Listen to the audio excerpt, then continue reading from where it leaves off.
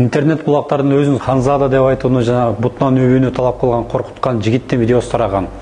Аталган факт Сокулук райондук ички иштер бөлүмүнө катталып, Кыргыз Республикасынын кылмыш жаза кодексинин 280 баштык беренесинин негизинде кылмыш иши козголгон. Сокулук райондук милиция кызматкерлери тарабынан жүргүзүлгөн ыкчам иликтөө иш-чараларынын жүрүшүндө бул окуяга шектүүнүн өздүгү аныкталып, 2005-жылы туулган Ч.И. аттуу жаран Кыргыз Республикасынын кылмыш процессуалдык кодексинин 96-беренесинин негизинде кармалып, убактылуу кармош жайга киргизилди.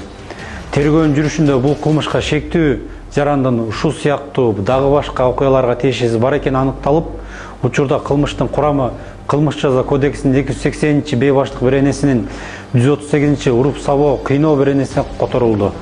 Учурда окуяга байланыштуу бардык керектүү соттук, укуктук экспертиза дайындалып, тергөө иштери уланууда.